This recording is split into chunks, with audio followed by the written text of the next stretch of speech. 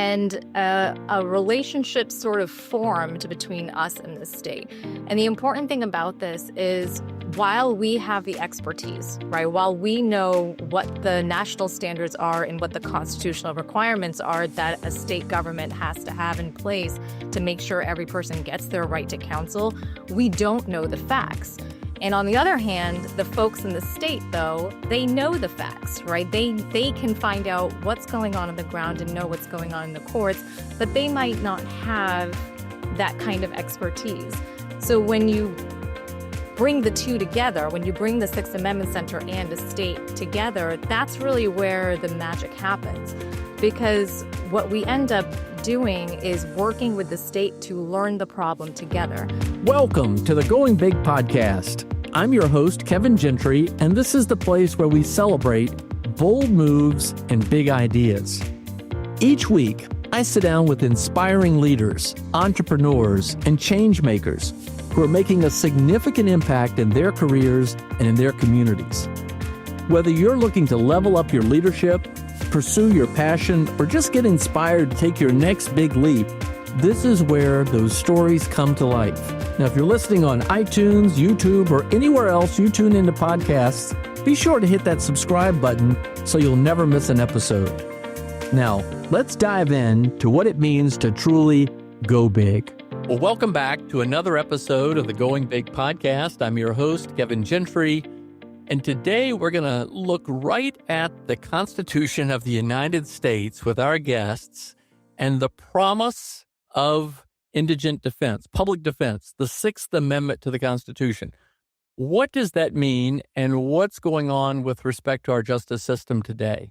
Well, I'm very pleased to have as my guests David Carroll and Aditi Goel, the leaders of the Sixth Amendment Center. They have devoted their professional careers to dealing with something that has become a crisis in the United States that is actually not very well known and very severely misunderstood in my judgment, where millions of people are being denied the right to counsel that they are guaranteed under the Constitution, and not necessarily because of bad intentions, but because of some just severe structural and institutional deficiencies. The Sixth Amendment Center has developed a tremendous program to help states address this through a lot of analysis and benchmark work.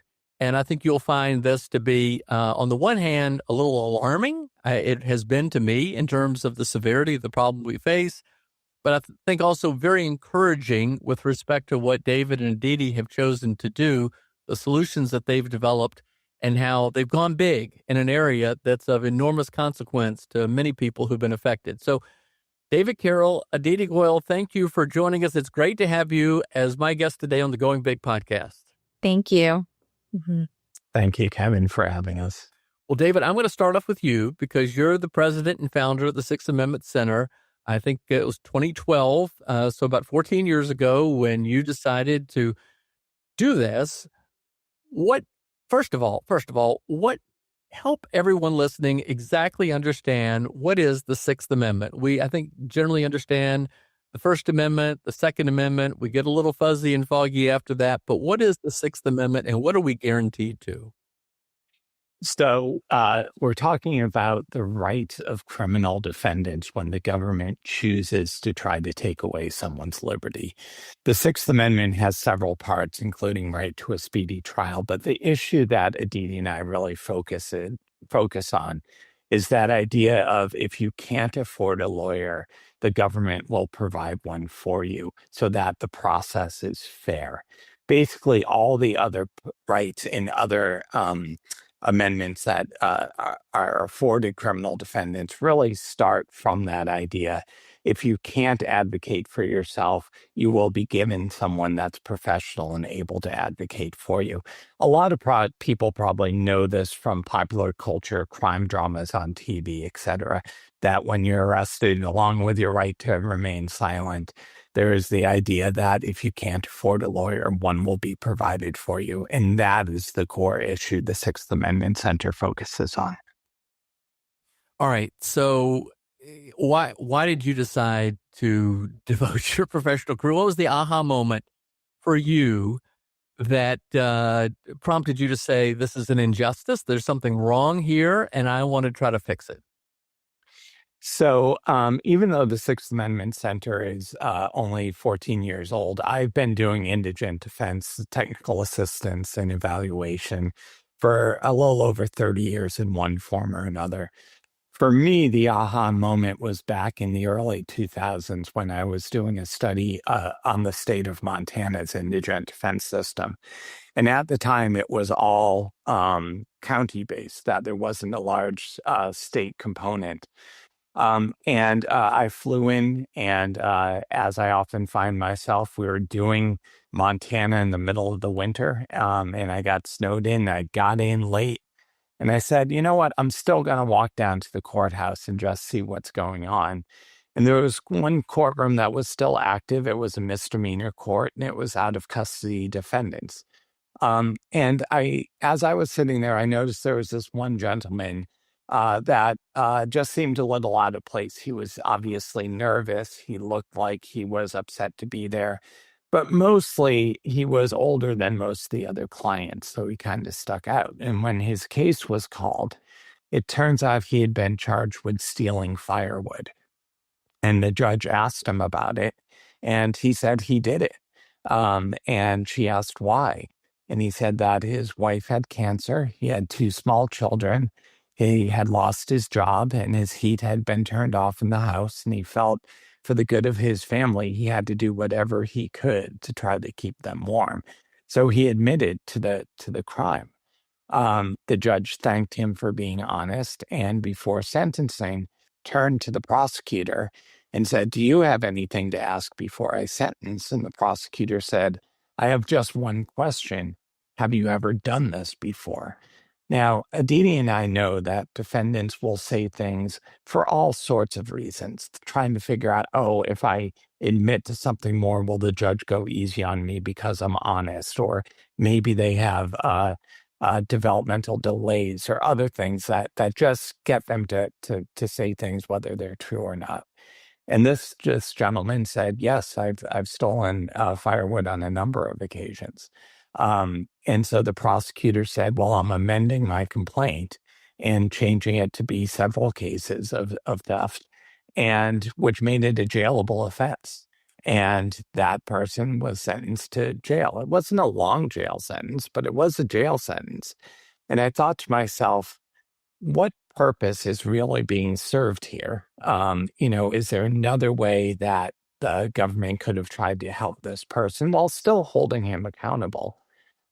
One of the things I love about our job is we always announce where we're going to be and when. And so I was able to go back to the judge's chambers afterwards and interview her. And I said, Judge, this to me was a violation of the Supreme Court case law on the right to counsel in misdemeanors because he went to jail without an attorney. And the judge asked for a citation for that U.S. Supreme Court case. And I said, well, I can give it to you, but it is the prevailing Sixth Amendment case law in your courtroom. So, Kevin, here's the aha moment that for me. I don't think most people know this because I certainly didn't until I was enmeshed in this work, is in much of the country, you don't need to be a lawyer to be a judge and take away a person's liberty. In fact, in 22 states, there are non-lawyer judges that have the authority to take away a person's liberty. Now, I'm not painting with a broad brush all non-lawyer judges because I've met many, many that are very caring, up to date on the law and everything. A lot of them come out of social work or law enforcement. And they're really good judges. But it doesn't mean that all of them are. And so it really means that you have to have even more guardrails and even more reason why a lawyer is needed to be in the courtroom to protect the rights of the defendant.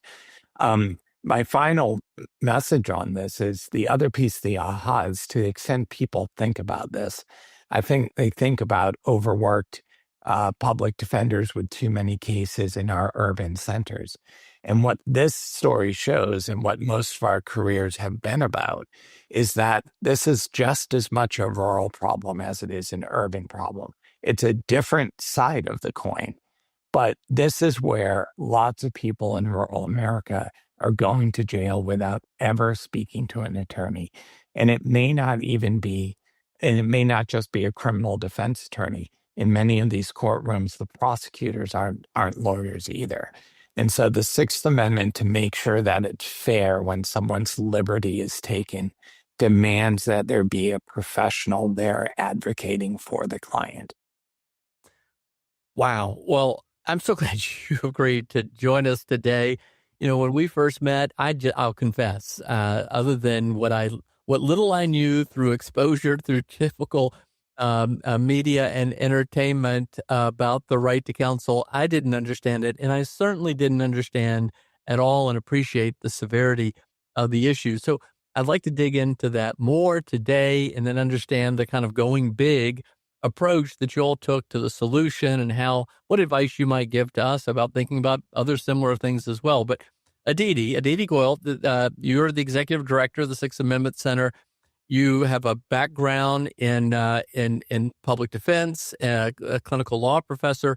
What prompted you to decide to devote your professional career to this space? Yeah, so before all of that and before becoming a lawyer, I actually had the very end of college, I did an internship as an investigator at the Public Defender Service in DC. And similar to you, I actually had no idea what a public defender was. I didn't even know what the Sixth Amendment was. I was maybe 19, 20 years old. And I did this internship because my psychology professor in college told me this is a good internship if you want to be a forensic psychologist, which is what I wanted to become. And so I went through this training on how to be an investigator. I was a college student.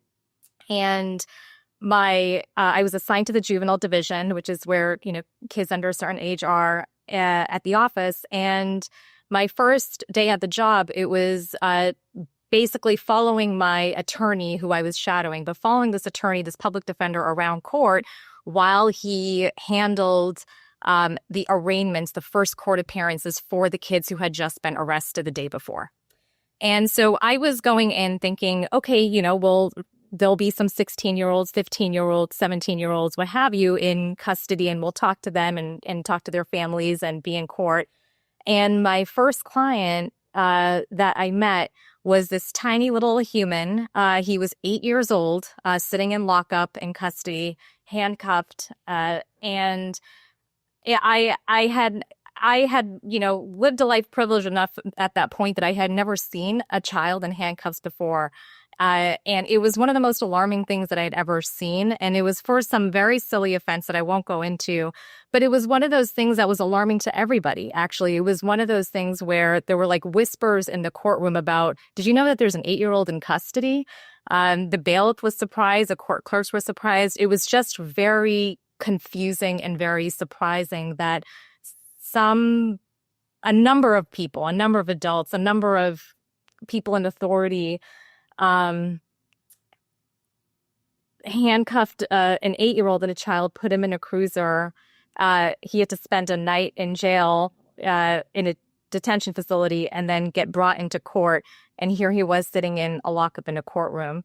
And a few hours later, his case gets called and we're in court. And I see the attorney I'm there shadowing. He's the public defender. And he stands up and he just gives the most elaborate argument ever, not needed because everybody had decided anyways that this kid could get released, but just gave this entire argument that paused the court hearings and explained why an 8-year-old child needed to spend his time in a school and needed to spend his time with his family instead of being in lockup and instead of being in custody. And this was my first exposure to a courtroom or to the system in any way. And I remember just thinking that this was the most powerful person in the courtroom. And I did not understand who this person was and who gave this public defender the right and the entitlement to take up space and to carve out time and space to make an argument on behalf of this child and say he needs to be released, right? And the reason for that is that there is a constitutional right to an attorney. There is a Sixth Amendment right to an attorney. And the whole point of this is that this attorney and these public defenders they're supposed to be the ones that are basically a check on government. And they're supposed to ask the government, are you sure, right? Are you sure you want to arrest this person for saying something? Or is it that it was their First Amendment right to say something? Are you sure you want to arrest this person for carrying a gun? Or is it that they actually had a Second Amendment right and a lawful right to carry a gun? Are you sure that there is a justified reason to enter this person's property in their home, or is that a Fourth Amendment violation? Are you sure that you want to interrogate this person for 3-4 hours? Or does this person actually need to be told that they have a right to an attorney, or it's a Fifth Amendment violation, right? And so there's a really fine line between government power and government overreach, and it can be really difficult and complicated to figure out what that line is. And the whole point of the Sixth Amendment and the Sixth Amendment right to an attorney is to uphold that line and to keep asking in courtrooms throughout the country, are you sure, right? And it's supposed to be something where there is a check on government to just slow down the proceedings and to double check and to make sure that what the government is doing is okay. And it's a rightful use of power. And I just found this entire concept to be so endlessly fascinating that there would be in the Constitution a right that says there needs to be somebody to check us to make sure that this power is being used correctly. And I think that that's just absolutely incredible. And I've been endlessly fascinated since. And I went to law school. I changed careers altogether. And I went to law school to be a public defender. And I became a public defender and then an instructor. And I've been at the Sixth Amendment Center for 5 years now. And it's just been the most incredible experience to be here, because where I was practicing here as a public defender, I was practicing in a really, really good system where there is really good training and excellent supervision and really low workload caps. And so I had time to actually represent my clients. And the work at 6AC has really taken me outside of the bubble of where I practiced and go into other states and go into other courtrooms and understand that that's not really what's happening in most other places. And it's just been the most, it's been a real privilege really to be able to work in other states and other places to be able to help their systems ensure that there is a right to counsel there. Well, so I think I'm guessing those listening are in the same boat I am, that we just probably don't fully appreciate the full magnitude of our constitutional rights, the intention, and the systems that are there to support it. And, you know, right now in the news with respect to what's been going on in Minneapolis and so many other places, I think most Americans are confused about what they may see as something that in their gut is not right, but they don't know how to process it because they don't know really what the law says. They don't know how government is truly restrained and what the rights individuals have. We're celebrating America's 250th birthday this year, the Declaration of Independence, and then the Constitution that was born out of it with the Bill of Rights, you know, in many ways was trying to address what Americans then felt were the wrongs imposed against them by the British government, the British monarchy, and wanted to defend, limit government and defend rights. So help us, if you would, understand a little bit more. Aditi, I'll start with you. What do you think most Americans misunderstand about, we'll say, the Sixth Amendment, and what do you think it's important that we do understand? I think it's similar to what David started with in pop culture and that we talked about, which is I think people think that you have a right to an attorney, and if you can't afford one will be given to you. And that's not really quite what's happening and true in a lot of places. In some places, defendants are discouraged from getting an attorney. For example, in some places, Even though you might be so poor that you can't afford to hire a private attorney, you might have to pay some sort of application fee to even ask for a public defender. So basically pay to access, right? In some places, you're encouraged to talk to a prosecutor to work out a deal on your case before ever being given the chance to ask for a public defender. In some places, even if you are found, okay, you have a right to a public defender and you're going to get one, you might wait for months in jail and in custody while your case is pending before an attorney is ever there to visit you or get appointed to your case. And, finally, you might get an attorney that is just so overworked or is so, there's so many conflicts that they don't have time to spend on their case, right? So there's a lot of different ways where I think people think it's a constitutional right, so you have it. But actually, there's a lot that needs to get done to make sure that you have it. And there's a lot that governments need to put in place to make sure that every single person who cannot afford to hire a private attorney is in fact given one. And that's the work that 6AC does. A lot of these flaws sort of that we see that I mentioned here are not intentional. They really aren't. They're not designed. The governments are not out there designing this system trying to say, oh, we really want this person not to have an attorney. That's not what the goal is. A lot of times there's something structural going on that's causing this as the impact, not necessarily the intent. And our goal is to be able to talk to governments and to work with them to try to get what they're actually intending, which is to ensure a constitutional right without the harms that are taking place here. Well, David, if you could help us understand a little bit further as well, maybe there's just another specific example that you might share that could help us appreciate it. I've always understood that a lawyer, an attorney, was our advocate, someone who understood the law in a way that I wouldn't understand the law, kind of like the examples that you gave. And they would be able to, give me the kind of representation that would be commensurate with the prosecution and the judge and everything. I think that's what you're saying. So help just, if you would, maybe is there another example that the audience can see that can help them appreciate the nature of the problem? Sure. I was just thinking about another case where I saw this time in rural Utah. We had been asked in by a judicial review group to look at their indigent defense system, and I was in another rural misdemeanor court. And they were having a docket that had lots of things, some arraignments, some sentencing, some status checks. And I was really intrigued by this one young woman when her case was called. It seemed that she had passed a bad check and had pled guilty several months earlier. And this was a status check. And the judge said, I'll call her Mary. Mary, I'm delighted to see that you've been attending your AA classes, but I see you haven't done anything as far as putting money towards your fees and restitution. And she said, Judge, I would like to go to jail.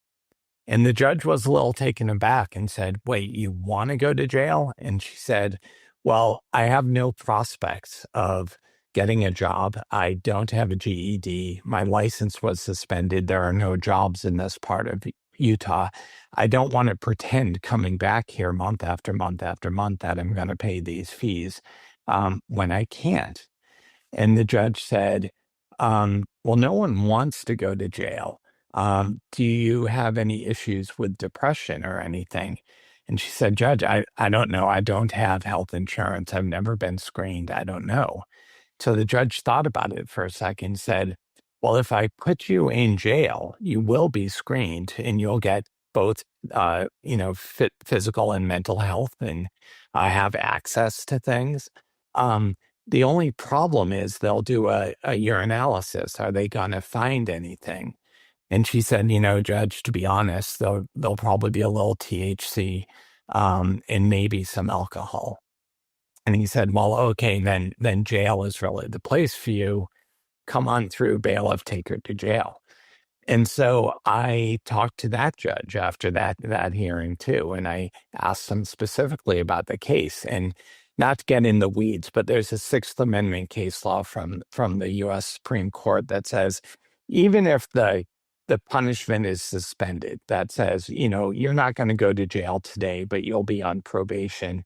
You can't do that unless someone has been given the opportunity for a lawyer. So I said, all those months ago when she pled, did she have a lawyer? And the judge said no. And I said, why not? And he said, well, for the level of the bad check that she passed, it's not a jailable offense. And I said, okay, so by what authority did you just put her in jail? And he thought about it. And he scratched his head a little bit and he said, Mr. Carroll, you ask really tough questions. And I said, do you think maybe she waived the right to counsel and therefore can go in willingly? There's another U.S. Supreme Court case about how to do that. And he said, yes, that's what I think. And I said, even though you diagnosed her as being depressed and she admitted in court that she was on drugs and alcohol.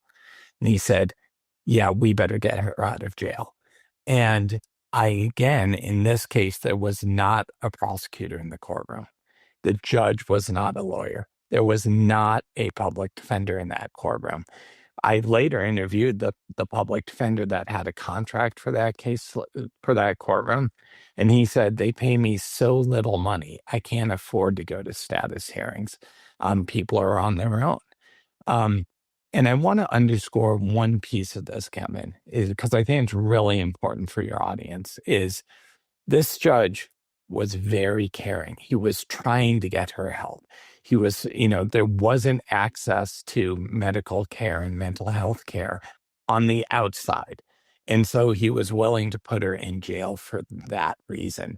And I think most people are, if they think about this issue, certainly a lot of other advocacy groups, I think there's this sense of there's malicious intent on everybody involved in the criminal justice system to put people in jail. And it's just not the case. In a lot of places, you don't, when Aditi came out of law school, you're not trained to be a public defender or a judge or a prosecutor. You learn the culture you're thrown into. And if the culture is, it's okay for public defenders not to be at status hearings, that's what you learn. Or if you learn it's okay on day one to be given 180 cases and you have to work all of them and no one's objecting to it, you're like, oh, that's the usual. I think that is the key to fixing these problems. Is it seems like a lot of people want to find malicious intent when in fact a lot of it is just simply the culture that has grown over time. All right. So help us understand more than the problem. I'm really grateful that you're doing this. This is a little bit different than my typical Going Big guest, but I wanted to have you because of the extraordinary, I think, first of all, significance of the problem we face that is vastly misunderstood and underappreciated. And yet we'll get to in a moment the really Going Big solution that you've come up with and how truly effective it has been. But help us understand the problem more.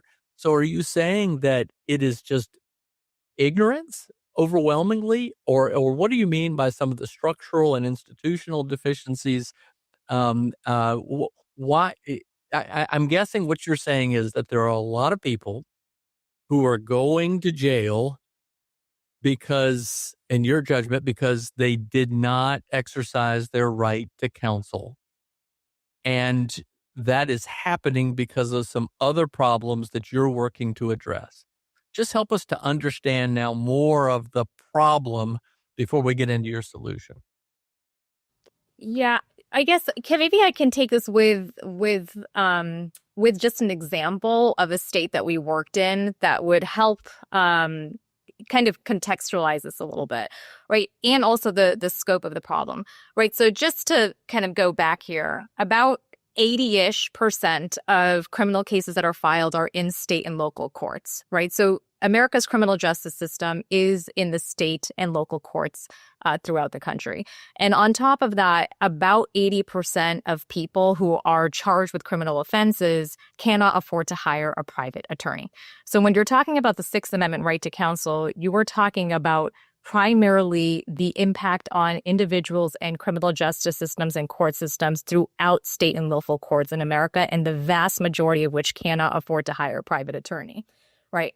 The thing that we run into about 3 years ago or so, we started working in South Dakota, okay? And I'm sorry, actually, I'm going to jump in here. So yeah, this vast percentage of people who can't afford their own attorney, yeah, that's are right. they not then being well served by the public defender? Is that the problem? That's correct. In the vast majority of places, there is not an infrastructure for individuals to get an attorney, or there is no infrastructure at all for individuals to get an attorney.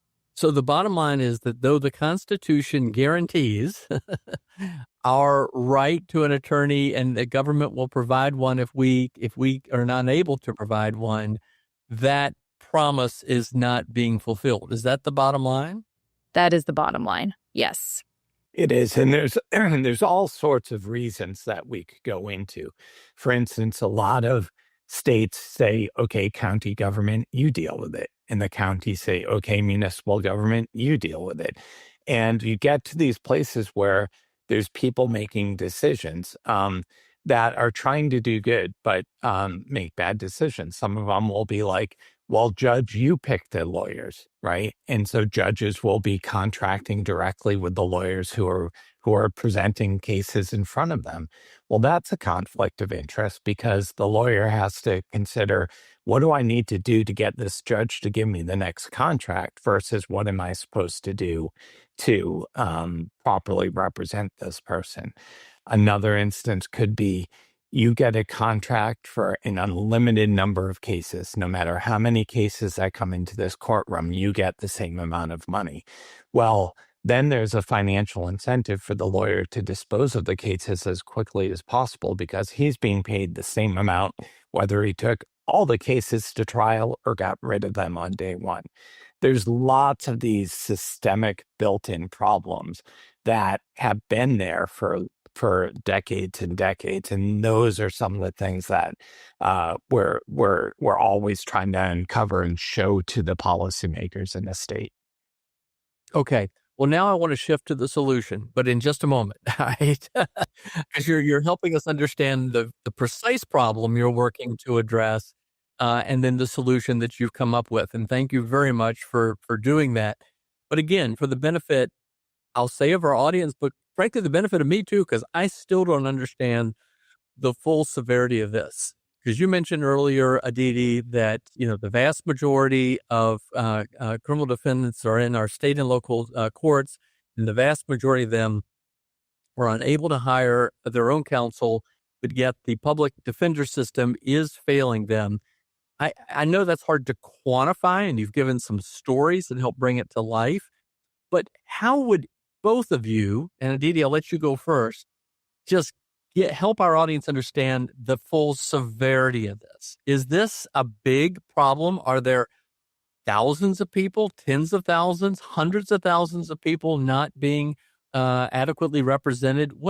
How would you describe it in a way that we can truly and easily and better understand the consequential nature of this? The problem is massive. It affects thousands of people throughout the country in state and local courtrooms everywhere. And the reason for it is different depending on the jurisdiction. But the problem is massive. And it's not only massive because people are not getting their right to an attorney. It's massive because when you do not get your right to an attorney, that means that that person cannot ask for their other constitutional rights. And so it waters down their other constitutional rights as well. So it has that ripple effect too. David? So what I was thinking about is that there are lots of collateral consequences that come from a conviction. You may lose your public housing. You may be deported. You may lose your professional licenses that you had for your job. When I was working with policymakers in Idaho, one of the people that led reform, Representative Christy Perry, her daytime job was a gun owner, a gun store owner. She came to this issue because she was seeing people were losing their right to own a gun, and it was impacting her business because people were having to give up their guns with convictions simply due to faulty structural indigent defense systems. The other piece I asked your audience to think about is incarceration is the most costly form of government that there is, right? You are telling people when to wake up, when they can wash, what they are going to eat, when they're going to eat, housing people, having to have the public security there, the number of guards that are necessary and all that. Like a lot of these problems could be solved with a less expensive form of government. And so you're really talking about this exploding effect of these are little stories we're telling you about individual people, but when you add it up, it's a massive cost to government across this country when you're probably not, making public safety that much better for a lot of these people who have nonviolent offenses that could be handled in a less expensive way. Well, this is a big issue. It's a complicated issue. There have been recent movements with what we would call criminal justice reform. As I understand it, while the United States only represents 5% of the world's population, 25% of the incarcerated population is in the United States. So something is off kilter. But then there was a reaction against a lot of criminal justice reform efforts. I think people feel that it was that the reform efforts were somehow leading to increases in crime. It's a complicated issue. But for me, and again, it says we celebrate America's 250th birthday, that we have these guarantees in the Constitution that are protected, and the Supreme Court is upholding those protections, those rights whenever they're challenged, in the First Amendment, the Second Amendment, et cetera. But somehow something is slipping here very badly. Okay. And if you disagree with that, you can challenge me back, but help us now understand the solution that you have come up with. David, I'll let you go first because, look, for those who understand this issue, you are regarded as the national leader. You have set the standard for the right redress of this grievance. But what are you doing? What's the solution? Well, we'll tag team it here. I'll tell you sort of the founding principles, and then Aditi can talk about how they're implemented when we work. All my years of working on this problem under one form or another, I decided what the country truly needed was a nonprofit organization that was truly nonpartisan. There are just as many problems in blue states as there are in red states. And we wanted to set up an organization that could talk to whatever party was in power. So our board is nonpartisan, our funding is nonpartisan. We seek board members and funding from all ends of the political spectrum to come together and say this is truly an American right that we all should get behind to do it. So nonpartisanism was the first part of the solution. The second was I really felt like we were able to educate people and talk to them if they really had the ability to work through these problems.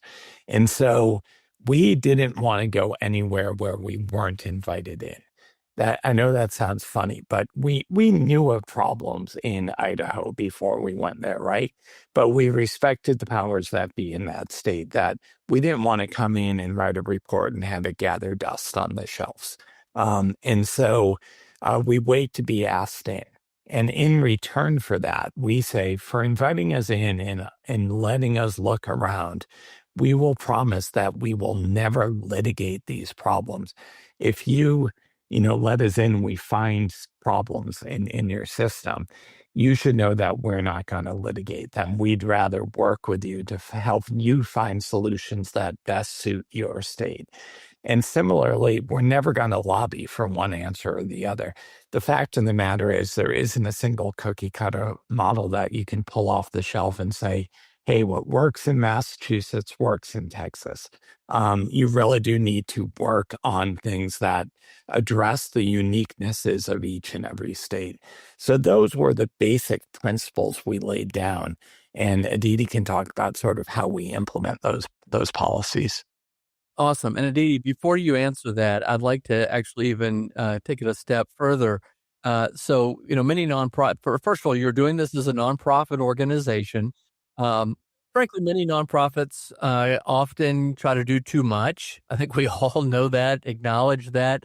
Some try to boil the ocean, to use that old phrase. You all have you're taking on a massive problem, but you have a very narrow focus in terms of how you're addressing it, and it seems to have worked effectively. How important is a strict discipline and adherence to that approach the key to what you all have been able to do? I think it's very important. The thing with public defense and the thing with the right to counsel, and you mentioned this earlier, is that it is overlooked, right? There's a reason why I didn't know about this issue before I was exposed to it, or that, Kevin, you didn't know about this issue before you were exposed to it. It is not a very known issue. And for that reason, it is important that there be a nonprofit that exclusively focuses on this issue, because a lot of criminal justice, and we talked about it, but criminal justice starts with indigent defense. It's going to be impossible to see the first, second, fourth, fifth, sixth, and eighth amendments actually come to fruition and be realized if there is not a constitutional right to an attorney. And because the issue is that important, it is important that this remain exclusively focused, even though it can be difficult to do that as a criminal justice organization. But the issue warrants it, and it deserves it. And it's that massive and that important that it warrants that kind of dedicated energy. Now, you'll focus on particular states at a time where, as you say, you're welcomed in. Are you at liberty to just describe either maybe a specific state, or maybe you could just do it without naming the state? But how does it work? Give us a sense for what happens when the problem is identified, you're welcomed in, and then you help them in partnership get to a better spot. Yeah, maybe generally can speak to this. We were recently welcomed into the state of South Dakota. Just about 3 years ago, the state was dealing with a lot of, the state wasn't funding public defense, right? And what that meant was it required the county governments and the local governments to say, you need to fund this entire right to counsel. The county governments are stretched thin. The local governments were having a really difficult time paying for this and funding this. And they learned about the Sixth Amendment Center. And a relationship sort of formed between us and the state. And the important thing about this is, while we have the expertise, right, while we know what the national standards are and what the constitutional requirements are that a state government has to have in place to make sure every person gets their right to counsel, we don't know the facts.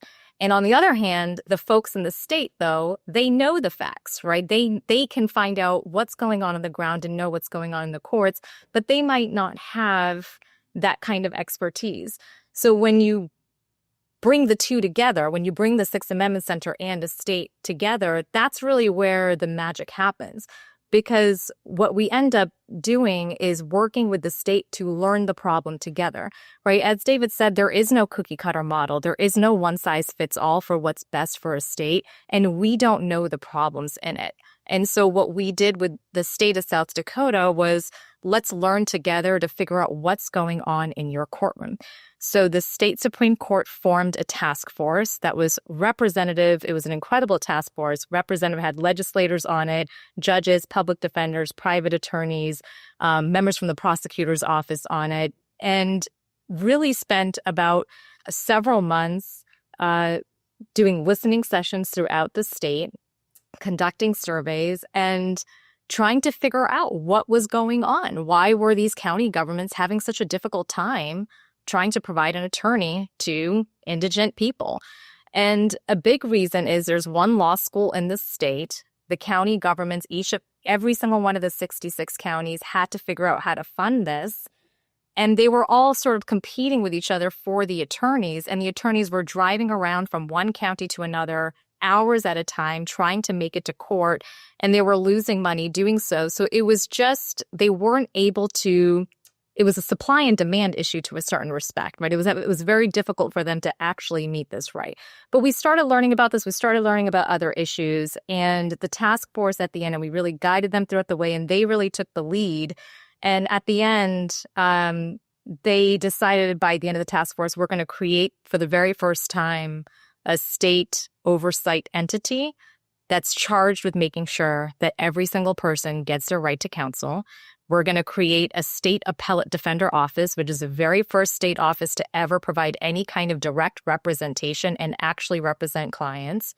And we're going to ask the Sixth Amendment Center to do a comprehensive study to understand the depth of the problem that we are trying to solve.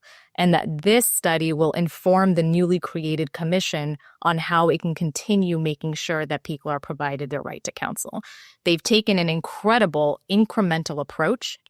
The commission's been up and running for about 2.5 years now. The state office is as well. And they are brick by brick laying the foundation for what will hopefully be a very strong oversight commission and a very strong system to be able to make sure that the problems that they were dealing with no longer exist, but with an understanding that it'll take some time to get there. So we really provide our guidance and our expertise along the way, but the credit really goes to the leaders in South Dakota, actually. They were the ones, that principle that David was talking about, the desire has to come from within. You have to want us to be there, right? And that is that they want to fix this problem. They really deserve the credit, because without their leadership from the state Supreme Court, from the state legislature, and Governor Kristi Noem's office, I mean, they signed the legislation really trying to provide this right. Without that kind of all three branch government leadership, this wouldn't have happened. And so how it happens is a lot to do with the folks in the state and the people and the leaders in the state. All right. Well, I want to begin to wrap this up and take it through the lens of going big in the manner that you'll have. I have a couple of quick questions that I think will help bring it together, and then I'll direct these specific questions in terms of how we can learn from you. First of all, just to be clear, is anyone else really working on the Sixth Amendment? So there certainly are other groups. They take different approaches. One I'll just name because I think they've accomplished a lot in their approach. The ACLU often brings big systemic lawsuits to states that aren't upholding the Sixth Amendment. It's a little bit of they take that approach of we're gonna force this versus where we're more like we want to help. I think there's good and bad about that approach, and they would probably say the same thing about us. But they're certainly in this space and doing a lot of work on this issue. Is there anyone else who's working on it in the manner of the solution that you offer? That is working cooperatively with the state and in some cases local governments to help them get to a better spot. No, we're the only folks that are doing that. Fascinating. In this manner, yes. Yes. All right. Well, just so if people want to learn more about this, how do they find out? It's 6AC? Yes, 6ac.org. Well, again, this is fascinating, and we could go on a lot longer, I think. And I think we're just beginning to scratch the surface for our audience and me to understand the nature and severity of the problem and the possible solutions. And again, I think it's a little mind-boggling that we have this constitutional guarantee that we're just not living up to the promise of. I mean, there are plenty of other areas as well, but this is such a glaring gap. So help us understand a little bit about how you think about dedication and leadership, how you think about taking your special gifts that you each have from your experiences, your passions, your principles, your values, and applying it in this space. What advice would you give to anyone listening that either might be interested in this similar space too, but might be interested in some other area where they see an injustice or problem or a threat that they'd like to see addressed, perhaps through a nonprofit organization, let me just say, through a solution that is practical, because you'll have come up with a solution to the problem that seems to be making a difference. David, you started this, and you've got a chance to look back on this. What advice would you give to anyone listening about how they may think in a similar manner as you have? So I think when you look back on it, it seems like this was well planned out and thought through, and it came through in one complete box, and it just had to be open and done. That was far from it. I think it is scary to start a new business, right? My wife and I had two young kids at the time. We're thinking about security and other things. Have I thought through everything? How do I do this? And I was asking everybody under the sun, how do you do this? Am I thinking of everything? Blah, blah, blah. And one friend who's a professor at George Washington University said, have I ever told you about the story of my friend that bicycled across the country?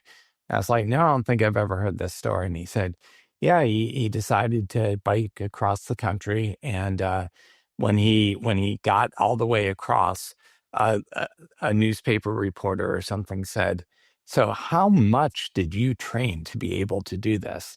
And he said, oh, I got fit along the way. And that's really sort of the theory of the Sixth Amendment Center. It's like, take that first step. You can't possibly know everything that you're going to encounter. You can overthink this. You have a nugget of an idea. Trust yourself. Take that first step. I think we're seeing a lot of young kids coming out of both law school and undergraduate who are very passionate about the criminal justice system on all sides of the political spectrum. And they don't know how to start. And they are constantly asking me, how did this start? And it's like, I took the first step. You just have to start somewhere. Don't think you're going to start at the top of the ladder. Just get involved, start working, start learning as much as you can about it. I was 15, 16 years doing this before I started the Sixth Amendment Center. I had to be humble and learn and figure out the problem, but you just have to start and take that first step. Well, Aditi, as you look forward into the future in terms of how to lead this effort further, how do you think about this, and what advice would you give to those who might like to apply their gifts as you have? Oh, I think the advice I go is just never stop learning, right? I mean, there's so much that I have. I've been an attorney for 13 years and I'm still learning so much. And I think right now there's a lot of mental traps people can get in, making assumptions about what a place might be like, what a job might be like, whether a certain area will welcome you in, or and it's just, there's a lot of assumptions. There's a lot of fears that people kind of are held back by. And I think my advice is just continue learning, and you don't have to overplan. You don't have to overthink it. Just go do the thing. Try to learn as much as you can from it. And when you're ready to go, right? Go do something else. Go try something else. But it's okay to not have everything planned out, and to just kind of go with the force of where things take you, and to be open-minded along the way, and be curious and open-minded along the way, whatever your passion is. Just remain curious, and it doesn't matter how far you are into your career. Just continually remain curious, I think, is important. Well, again, really applaud your sense of service and dedication and how you both stepped forward in leadership. So here's the final question I'd ask to each of you. Aditi, I'll go with you first, and then David, I'll let you, as the founder of the Sixth Amendment Center, close this out.